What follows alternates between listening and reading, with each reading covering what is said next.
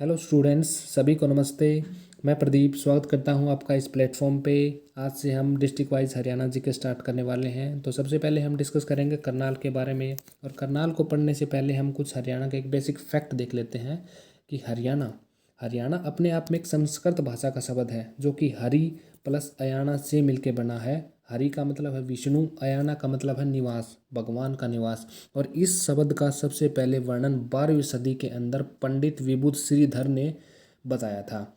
पंडित विभूत श्रीधर अपने आप में एक जैन कवि के थे और अग्रवाल जाति से बिलोंग करते थे। हरियाणा का गठन 1 नवंबर 1966 को हुआ था, 17वां राज्य के रूप में, 18वें संविधान संशोधन के रूप में। और अगर हम करनाल की बात करते हैं तो करनाल जब 1 नवंबर 1966 की बात करें हम, तो उस समय जिलों की संख्या कितनी थी? उस समय जिलों की संख्या थी मात्र 7। तो उन 7 में से एक जिला करनाल था जिसके बारे में हम आज डिस्कस करेंगे। मैं आपको वो ही फैक्ट बताऊंगा जो कि इम्पोर्टेंट, बार बार एग्जाम में रिपीट होते रहते हैं। ज़्यादा पढ़ने से कोई मतलब नहीं, हमें चाहिए सिलेक्शन। Okay, fine. तो सबसे पहले हम बात करते हैं इसकी लोकेशन के बारे में। लोकेशन हमेशा ध्यान रखना कि हमेशा किसी भी चीज़ के सेंटर से देखी जाती है। लोकेशन को अगर देखना होता है तो अगर हम हरियाणा के मैप के बारे में देखते हैं तो उसके लोकेशन उसके बीच से देखेंगे तो कहाँ पे मिलेगी? हरियाणा के उत्तर पूर्व में है कौन? करनाल। अगर इसकी जनसंख्या के बारे में देखेंगे तो जनसंख्या इसकी 15 लाख प्लस है, 15 लाख प्लस। तो अब एचएसएससी में ये भी पूछा गया है कि 15 लाख से अधिक जनसंख्या वाले जिले कितने हैं? तो कितने कहेंगे? मात्र 5 हैं। और कौन कौन से हैं? फरीदाबाद, हिसार, भिवानी, गुड़गांव, करनाल। कौन कौन से? फरीदाबाद, हिसार, भिवानी, गुड़गांव, करनाल। और इन्हीं को जो जिसकी 15 लाख प्लस से ज़्यादा होती है उन्हीं को हम मेट्रोपॉलिटन ज़िले ही बोलते हैं, क्योंकि वहाँ की पॉपुलेशन ज़्यादा होती है। इस कारण हम उनको मेट्रोपॉलिटन ज़िले बोलते हैं। अगर 15 लाख से ज़्यादा पूछ सकता है तो 10 लाख से कम भी पूछ सकता है। 10 लाख से कम वाले जनसंख्या वाले कितने हैं ऐसे ज़िले हैं? 10 लाख से कम है मात्र 6। 6 है। मैं आपको सारे बता देता हूँ एक बार, लेकिन आपको एक तो कैसे ना कैसे करके रट्टा लगाओ या कैसे करके वो याद होना चाहिए आपको। पंचकुला, कुरुक्षेत्र, रेवाड़ी, महेंद्रगढ़, फतेहाबाद, झज्जर। इनमें से रेवाड़ी है मोस्ट इंपॉर्टेंट है। हर बार एग्जाम में आपको देखने को ही मिलेगा किसी न किसी एग्जाम में कि रेवाड़ी वो एक ऐसा जिला है जो कि 10 लाख से कम उसकी जनसंख्या है। इसको कैसे भी आप याद कर लें। अगर करनाल की एरिया के बारे में बात करें तो एरिया वर्तमान में एरिया कितना है इसका? एरिया वर्तमान में इसका 2520 वर्ग किलोमीटर। ओके। अगर इसकी साक्षरता की बात करें तो साक्षरता इसकी है 74.73%। इम्पोर्टेंट फैक्ट है ये, अभी नवंबर दिसंबर में जो ITI इंस्ट्रक्टर का एग्जाम हुआ है उसके अंदर देखने को मिला है कि करनाल की साक्षरता दर कितनी है? 74.73%। आपको नोट डाउन करना है, बहुत ही इंपॉर्टेंट फैक्ट है। नेक्स्ट चलते हैं। अगर करनाल का पुराना नाम की बात करें तो करनाल का पुराना नाम क्या था? करनाल का पुराना नाम था कर्णाले। कर्णाले किस कर्ण के ऊपर तो नाम था? ये कर्ण कुंती का पुत्र था, उसी के नाम पे उसको कर्णाले कहा जाता था। अगर इसके संस्थापक की बात करते हैं तो महाभारत के सूर्य पुत्र कर्ण ने, इसी के ऊपर इसके संस्थापक था। कर्ण था वो पांडवों के द्वारा मारा गया था। क्यों मारा गया था ये मैं इसकी आपको एक लास्ट में डिटेल स्टोरी बताऊंगा। उसके बाद में जैसे जैसे हम जो चीज़ स्टोरी से देखते हैं उससे हम जल्दी किसी चीज़ को क्लियर कर पाते हैं। Okay, fine. उपनाम के बारे में देखते हैं तो इसको कर्णनगरी बोला जाता है, राइस बोल ऑफ हरियाणा बोला जाता है, चावल का कटोरा, हरियाणा का पेरिस, नवीनतम पद्धति से बनाया गया शहर। क्यों? क्योंकि 1805 तक अंग्रेज़ों का अधिकार था करनाल पे। तो जैसे ही 1805 में वहाँ से वो गए तो नेक्स्ट ईयर ही 1806 में इसको एक नवीन पद्धति से अलग तरीके से बसाया गया, इसलिए हमने ये बोल दिया कि नवीनतम नए तरीके से बसाया गया। आप ऐसे ध्यान रख लो। हरियाणा का एग्रो हब भी बोल देते हैं, CM सिटी बोल देते हैं, क्योंकि हमारे श्री मनोहर लाल खट्टर वहाँ से हैं तो उसको CM सिटी भी बोला जाता है। तो ये हो गया इसका उपनाम। तो अब हम चलते हैं नेक्स्ट। साक्षरता दर हम पढ़ चुके हैं ऑलरेडी। तो नेक्स्ट हम चलते हैं विधानसभा क्षेत्र की। अगर बात करें तो विधानसभा क्षेत्र यहाँ पे हैं 5। आपको ध्यान कर लेना, करनाल, इंद्री, असंध, घरोंडा, नीलोखेड़ी। नीलोखेड़ी जो है ना, नीलोखेड़ी यहाँ पे एक रिजर्व सीट है। 90 में से जितनी भी 17 रिजर्व सीट है, हम आपको एक एक एक 1 बाय 1 बिल्कुल टिप्स पे करवा दूंगा। नीलोखेड़ी के अंदर रिजर्व सीट नीलोखेड़ी से धर्मपाल गोंदर जी हैं जो कि निर्दलीय विधायक हैं यहाँ से। बाकी इंपॉर्टेंट नहीं है, बाकी नीलोखेड़ी आप जरूर याद कर लेना। मैं एक बार बता भी देता हूँ। करनाल से श्री मनोहर लाल खट्टर जी हैं। इंद्री से कौन है? राम कुमार कश्यप जी हैं। असंध से कौन है? शमशेर गोगे जी हैं। गरोंडा से कौन है? अरविंदर सिंह कल्याण जी हैं। नीलोखेड़ी से मैं बता चुका आपको। 90 में से 17 सीटें रिजर्व हैं और ये वो भी 17 जिलों से हैं। तो हम नेक्स्ट चलते हैं। और ऐसे 5 जिले भी ऐसे हैं हरियाणा के अंदर जहाँ कोई भी रिजर्व सीट नहीं। ये क्वेश्चन एक रिसेंटली जो हरियाणा एसआई का एग्ज़ाम हुआ था मैंने भी दिया था और मैंने क्वालिफाई भी किया था, तो उसको हम ट्रिक से देखेंगे। मैंने ट्रिक से याद कर रखा है, आपको जैसे याद हो आप देख सकते हैं। पीसीएम फन, पीसीएम जैसे हम फिजिक्स केमिस्ट्री मैथ होता है वो फन के तरीके से करते हैं ताकि हमें मतलब कि लंबे टाइम तक याद रह सके। P for Panchkula, C for Charkhi Dadri, M for Mahendragarh, N for Nuh और एफ फॉर फरीदाबाद। आप इसको अच्छे तरीके से लंबे टाइम तक याद रख सकते हैं। पीसीएम फन, पीसीएम जो फन की तरफ से। और यहाँ पर जो असंध विधानसभा क्षेत्र है उसका पुराना नाम क्या था? असहिता। लेकिन ये हमें मिला कहाँ पे? ये मिला हमें पाणिनि की जो अष्टाध्यायी बुक थी उसके अंदर हमें इसको देखने को मिला। और ये राजधानी रही है महाभारत काल से, महाभारत काल से राजधानी रही है। और महाभारत काल का जो युग है वो द्वापर युग माना जाता है। जैसे ही महाभारत खत्म होती है उसके बाद से ही जो मोस्टली अभी कह देते हैं कि अभी कलयुग चल रहा है, ये चल रहा है, ऐसा कुछ नहीं है। इंसान अपने कर्मों के हिसाब से ही जीता है, अब उसे अपने कर्मों के हिसाब से ही फल मिलता है। तो महाभारत के ख़त्म होते ही कलयुग स्टार्ट हो गया था। और महाभारत कब हुई थी? 900 BC। आपको अलग अलग फैक्ट यहाँ पे बुक्स में जहाँ पे आप देखोगे वहाँ अलग अलग मिलेगा, लेकिन आप 900 BC ध्यान रखना। करनाल के अंदर लोकसभा क्षेत्र की बात करें तो 17वीं लोकसभा चल रही है, आप सभी को पता होगा ऑलरेडी। तो यहाँ से एमपी कौन है?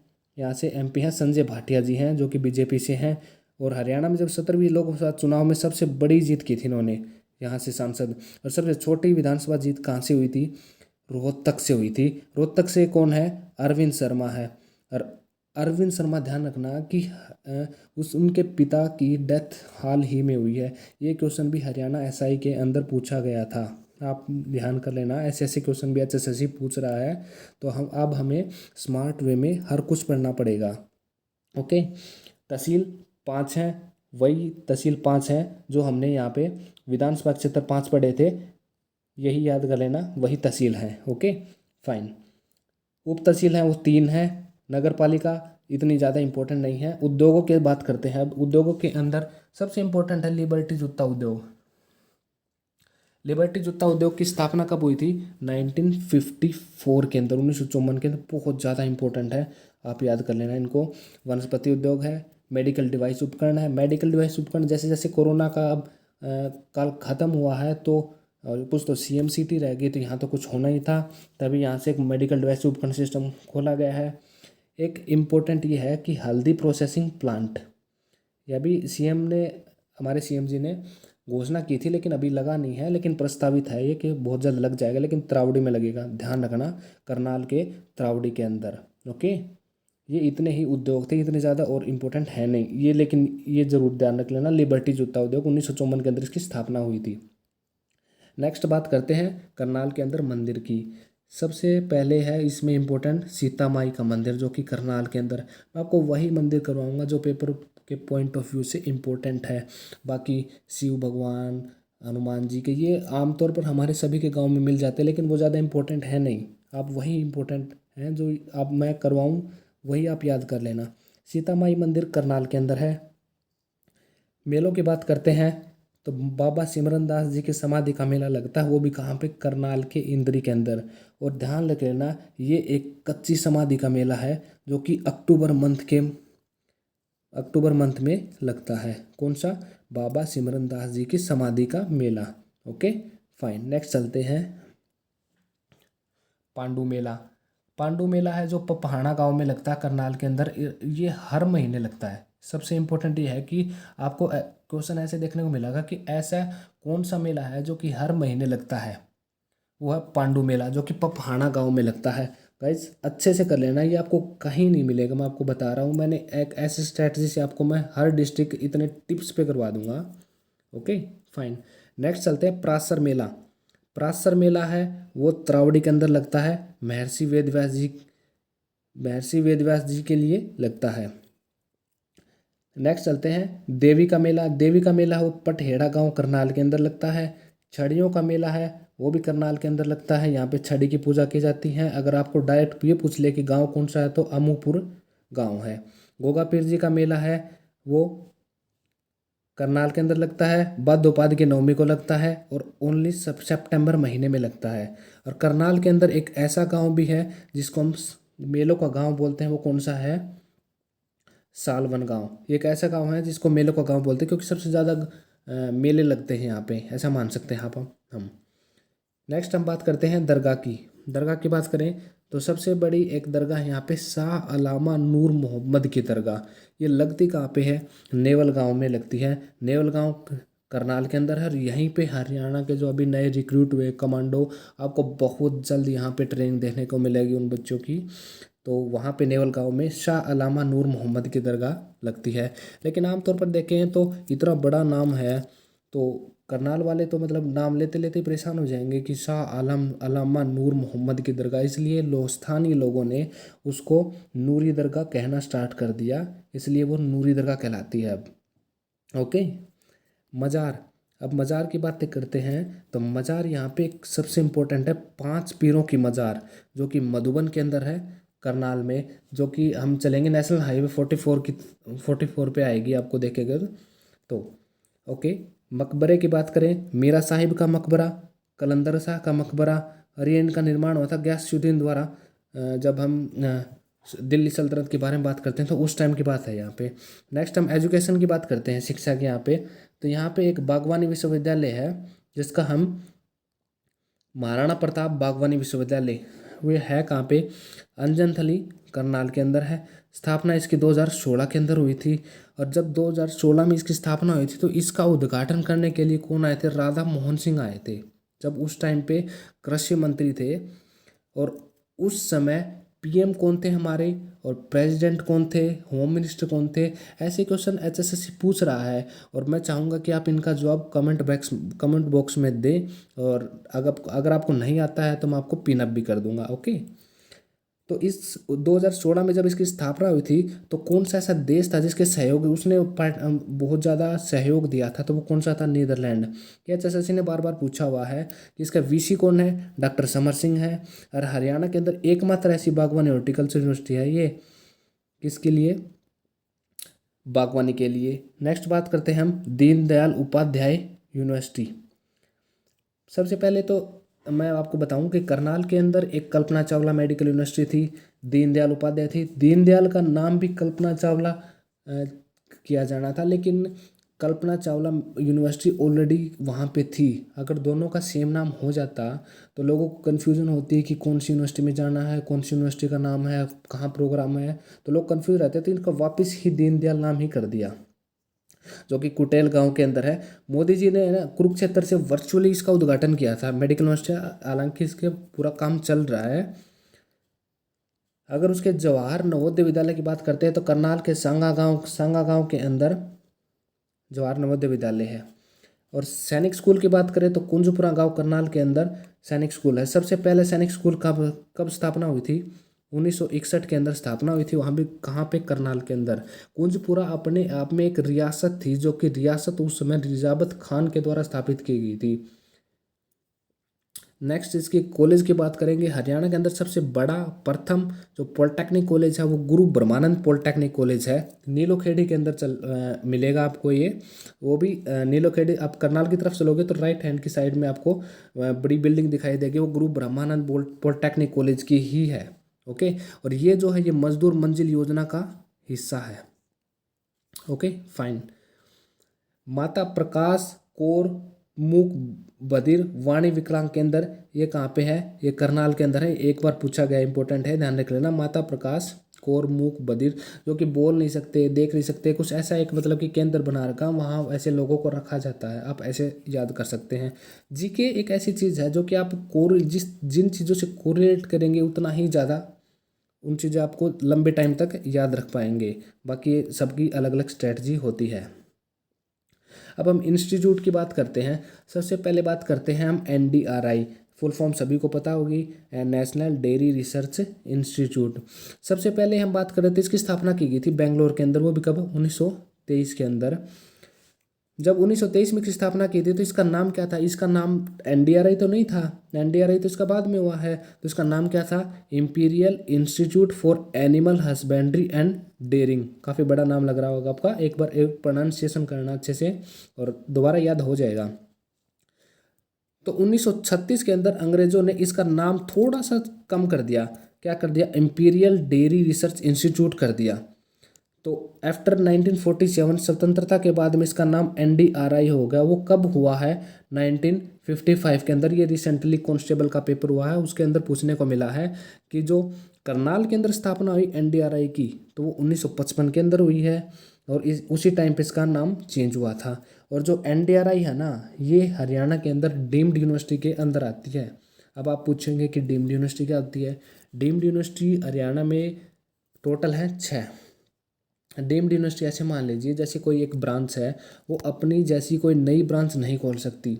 जैसे कि एक कॉलेज है, एक कॉलेज है और वो कॉलेज किसी चीज़ से एफिलेटेड है, उससे अलग कॉलेज वो भी एक यूनिवर्सिटी से एफिलेटेड है। लेकिन डीम्ड यूनिवर्सिटी का क्या है कि वो अपनी जैसी एक नई ब्रांच नहीं खोल सकती, वो अपने आप में एक ही हो सकती है। उस प्रकार इसका नेशनल डेयरी इंस्टीट्यूट है, वो एक ही हो सकता है, इसे अपनी ब्रांच नहीं खोल सकता है। Okay guys, okay. अगर इंडिया में सबसे पहले IF की बात करें, IVF मतलब इन विट्रो फर्टिलाइजेशन टेक्निक से भैंस तैयार की गई थी, उसका नाम क्या था? प्राथम। क्या नाम था? Pratham. Very good, okay. Next बात करते हैं हम CSSRI, central soil salinity research institute. Okay, इसकी स्थापना 1969 करनाल में हुई और ये इसकी स्थापना सबसे पहले हिसार के अंदर हुई थी। हिसार के अंदर कब हुई थी? 1969 के अंदर।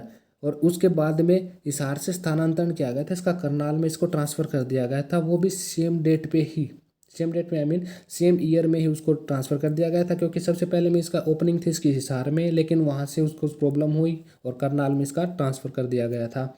नेक्स्ट बात करते हैं हम DWR, directorate for wheat research. काफ़ी बार पूछा गया है एग्जाम के अंदर, बहुत ही इंपॉर्टेंट है। 1978 के अंदर करनाल में है। अगर करनाल में इसका करनाल में न हो, अगर आपसे पूछ लिया जाए कि डायरेक्टरेट वीट रिसर्च इंस्टीट्यूट की स्थापना कब हुई थी, स्टैब्लिशमेंट कब हुई थी, 1978 अगर ऑप्शन में नहीं है तो 1965 के ऊपर चले जाना आप, क्योंकि उस टाइम पे गेहूं सुधार कार्यक्रम शुरू हुआ था भारत में। तो उसको इससे कोरिलेट करके कई बार HSS से पूछ सकी है। आप ऑप्शन में कन्फ्यूज न हो, मेरी आपसे रिक्वेस्ट है। Okay, okay. नेक्स्ट बात करते हैं हम शुगर केन ब्रीडिंग सेंटर की। शुगर केन ब्रीडिंग सेंटर वो भी करनाल के अंदर है। 1932 के अंदर इसकी स्थापना हुई थी, गन्ना प्रजनन केंद्र जिसको हम बोलते हैं। नेक्स्ट है national institute of animal genetics, 1984 के अंदर स्थापना हुई थी करनाल के अंदर। इन दोनों में आप कंफ्यूज ना होना, थोड़ा सा ध्यान देख लेना। ये है NBAGR, national bureau of animal genetic resource. इसकी 1 साल बाद स्थापना हो गई थी, किससे? National institute of animal genetics से। 1985 के अंदर इसकी स्थापना हुई है। National bureau of animal genetic research, ये एक ब्यूरो है, वो संस्थान था। एक साल का डिफरेंस है, आप ध्यान रख लेना। नेक्स्ट है हॉर्टिकल्चर ट्रेनिंग इंस्टीट्यूट है, वो भी करनाल के अंदर है, इतना ज़्यादा इंपॉर्टेंट नहीं है। एक है हरियाणा ग्रामीण विकास संस्थान, जिसको हम रूरल डेवलपमेंट इंस्टीट्यूट बोलते हैं, नीलोखेड़ी करनाल के अंदर है। 1990 के अंदर इसकी स्थापना हुई थी। और इसका काम क्या होता है? ये हमेशा गांव को आदर्श गांव घोषित करता है। जैसे रिसेंटली सुई गांव को घोषित किया गया है। सुई गांव के अंदर प्रेसिडेंट भी आए थे रिसेंटली, आपको पता होगा। बाकी नेक्स्ट पोल्ट्री प्रशिक्षण केंद्र, पोल्ट्री प्रशिक्षण केंद्र है वो नीलोखेड़ी के अंदर है। यहाँ पे क्या करते हैं, जो कि मुर्गी पालन करते हैं जो लोग हैं, उनको ट्रेनिंग दी जाती है किस तरीके की, कैसे आपको उनको फीड करवाना है, कैसे आपको उनको पूरा डाइटरी चार्ट, मतलब हर चीज़ समझाई जाती है। उन 21 दिनों के अंदर की आपको ये रूल फॉलो करने हैं। आप अदरवाइज उनको अच्छे से ट्रेनिंग नहीं मिल पाती है। अगर अच्छे से ट्रेनिंग नहीं होगी तो उन चीज़ों के अवेयर नहीं होंगे, इसलिए अवेयर होना बहुत ज़्यादा ज़रूरी है। नेक्स्ट बात करते हैं जो centre for excellence of vegetable है, बहुत ज़्यादा इंपॉर्टेंट है स्टूडेंट्स, बहुत ज़्यादा, आप इसको नोट डाउन कर लें। ये गरोंडा करनाल के अंदर है। ये इंडो इजराइल के तहत स्थापित हुआ था, वो भी कब?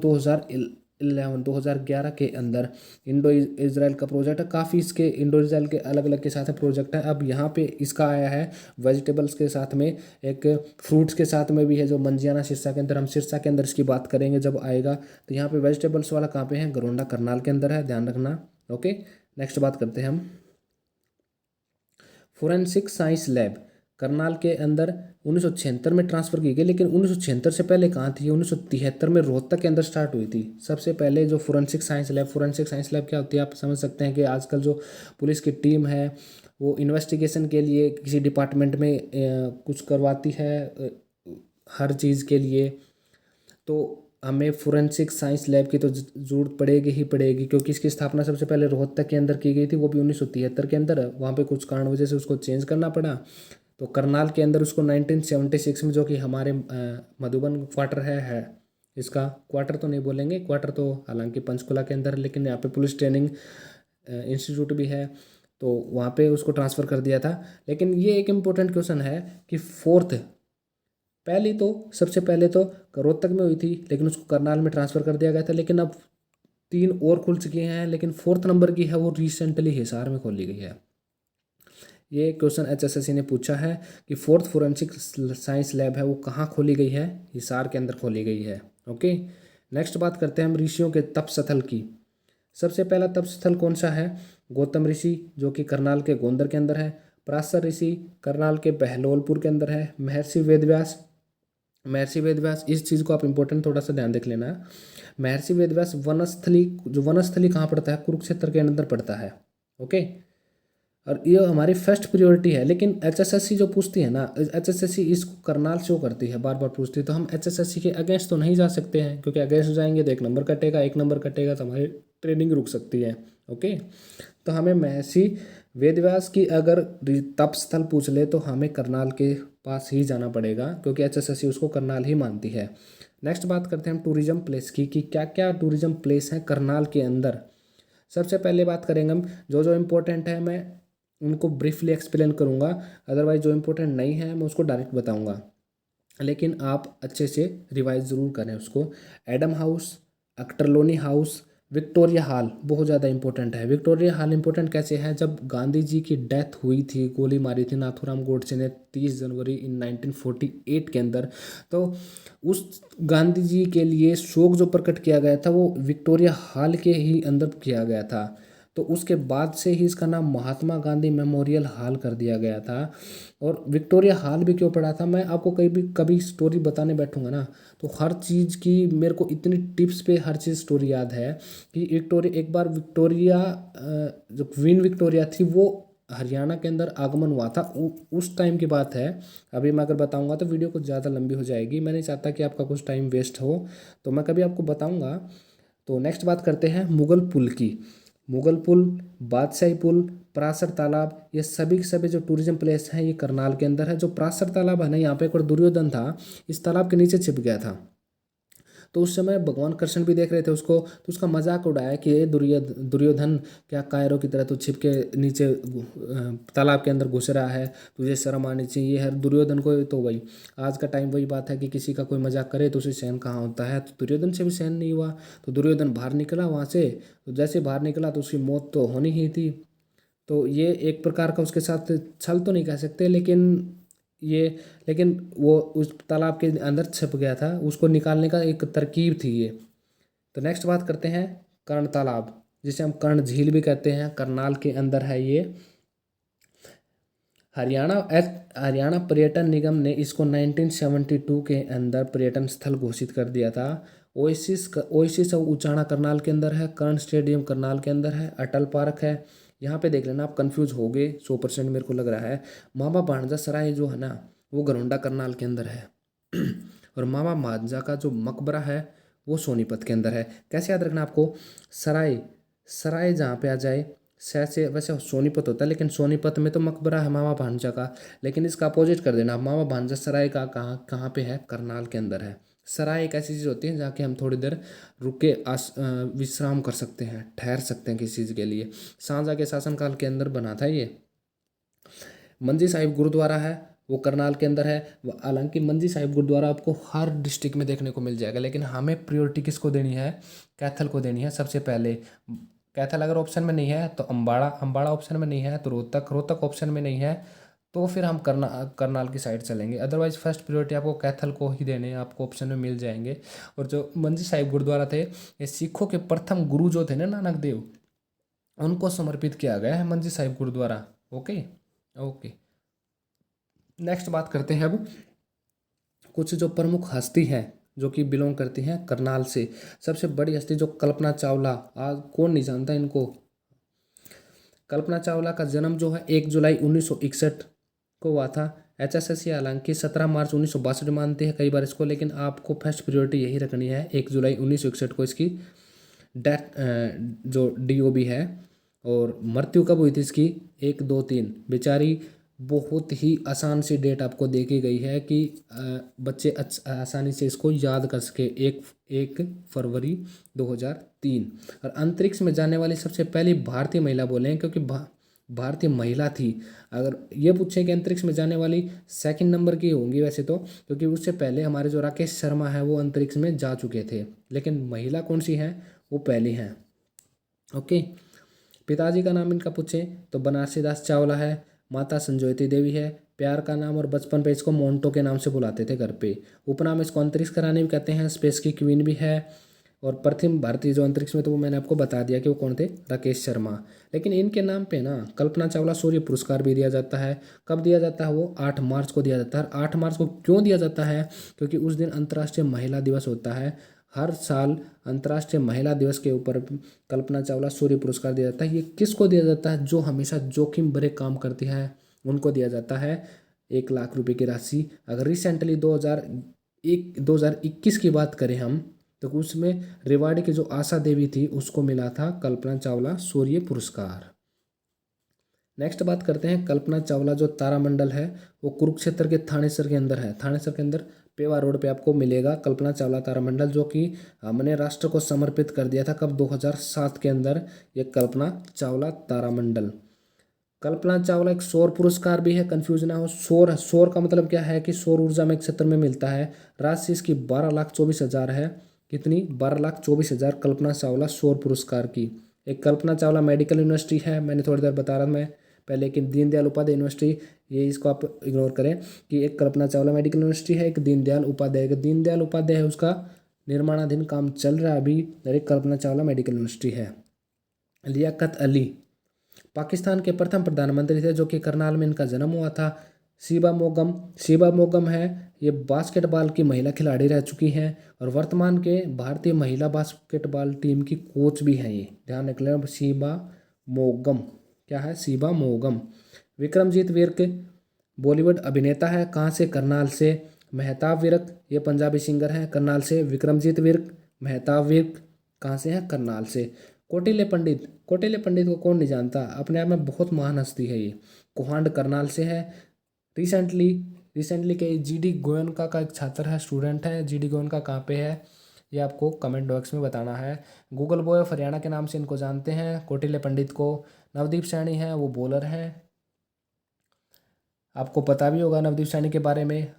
क्रिकेट कौन नहीं देखता, क्रिकेट सबका फेवरेट होता है। करनाल जिले की महत्वपूर्ण बातें के बारे में बात करें तो हमने पढ़ लिया था कि महाभारत के सूर्यपुत्र कर्ण के नाम पे करनाल का नाम पड़ा था। कर्ण तालाब, कर्ण तालाब यहाँ पे है ना, कर्ण गरीबों को सोना दान किया करते थे हमेशा। इससे जब ये सूर्य भगवान की पूजा करते थे ना, उस टाइम अगर इनसे कुछ भी मांग लिया ना तो इनके पास जो होता था वो दे देते थे। भगवान सूर्य व दानवीर कर्ण की मूर्तियाँ कहाँ से मिली हैं, करनाल से मिली हैं। कहाँ से, करनाल से। और एक खरोष्टी लिपि में एक अंकित अभिलेख भी मिला है, वो कहाँ से मिला है, करनाल से। बहुत ज़्यादा इंपॉर्टेंट है, काफ़ी बार HSSC ने पूछ चुके हैं इसके बारे में कि खरोष्टी लिपि में एक अंकित अभिलेख मिला है, वो कहाँ से मिला है, करनाल से। सबसे ज़्यादा धान चावल उत्पादन है वो कहाँ से होता है, करनाल के अंदर। त्रावड़ी एक जगह है, त्रावड़ी और तरोरी बहुत ज़्यादा विवादित क्वेश्चन रहता है SI के अंदर। ये क्वेश्चन पूछा गया था कि त्रावड़ी और तरोरी दोनों ऑप्शन में दिए गए थे, लेकिन HSSC को बच्चों के सामने झुकना पड़ा, तो त्रावड़ी और तरोरी दोनों ऑप्शन मानने पड़े उनको। देखो मैंने एक ही डिस्ट्रिक्ट के अंदर आपको 3 से 4 क्वेश्चन तो ऐसे बता दिए जो कि हरियाणा सब इंस्पेक्टर के एग्ज़ाम में आए थे। तो मैं आपको वही फैक्चुअल डाटा बताऊंगा जो पेपर में आएगा और डेफिनेटली आएगा, इसमें कोई भी शक नहीं है। जैसे आपकी सीईटी होगा, सीईटी में आपकी हरियाणा जीके 30 नंबर की आएगी। मैं दावे के साथ कहता हूँ, अगर आपने ये डिस्ट्रिक्ट वाइज वीडियो देख ली और मैं मिसलेनियस डाटा करवाऊँगा, आपका 1% 1 नंबर भी बाहर नहीं होगा इनसे। बाकी आप समझदार हैं, आपको 1-2 वीडियो के बारे में बाद में कंटेंट के बारे में पता चल जाएगा। ओके, नेक्स्ट बात करते हैं कि त्रावड़ी के बारे में बात कर रहे थे, क्योंकि यहाँ पे सबसे अच्छे किस्म का धान मिलता है। तो त्रावड़ी का जो पुराना नाम है ना, वो क्या है, तराइन है। इसको आजमाबाद ही बोलते हैं। क्यों बोलते हैं? कि औरंगजेब का जो पुत्र था ना आजम, उसके द्वारा आबाद, आबाद का मतलब किस चीज़ को, आज़ाद करना।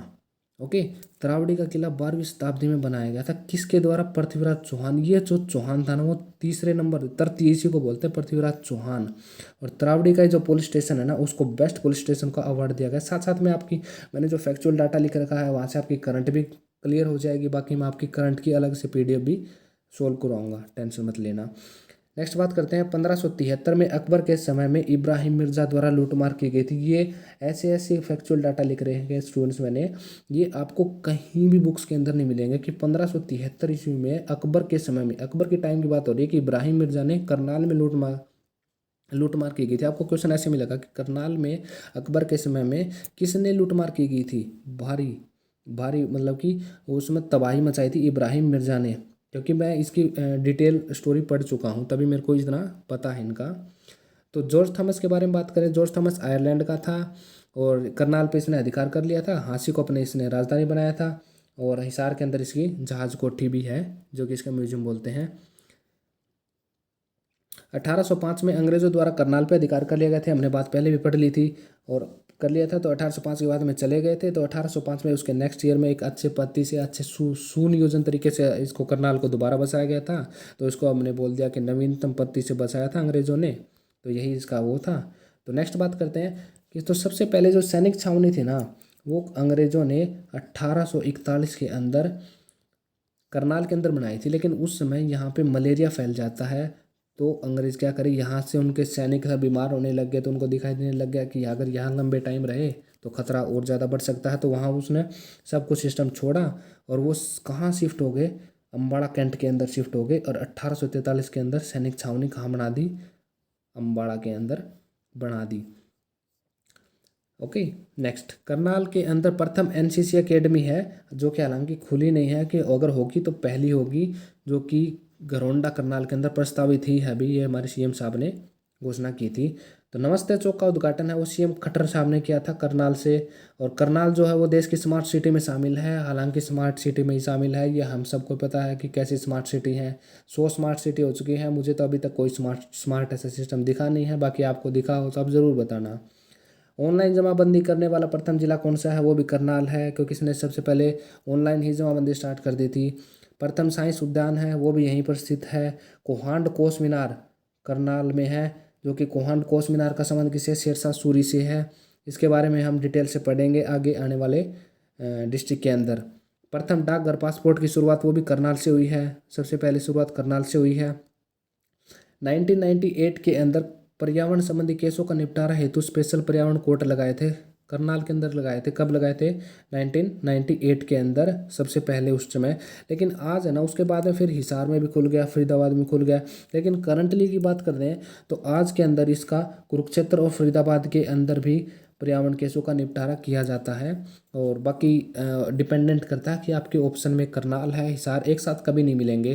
तो आपको ऑप्शन ध्यान रखना होगा जब आप अपने टिक करोगे तब। ओके, तो ये था हमारा करनाल डिस्ट्रिक्ट। कमेंट करके ज़रूर बताना कैसा लगा। अगर आपको नेक्स्ट कौन सी डिस्ट्रिक्ट पढ़नी है वो भी आप सजेस्ट कर सकते हैं। बाकी मैं मेरे हिसाब से मैंने सब कुछ कंटेंट और देख रखा है कि कैसे कौन सी डिस्ट्रिक्ट किस टाइम पे आपको डिलीवर करनी है। बाकी बहुत अच्छा सेशन रहा आपके आपके साथ में। Thank you so much. मिलते हैं नेक्स्ट वीडियो के साथ में, तब तक के लिए थैंक यू।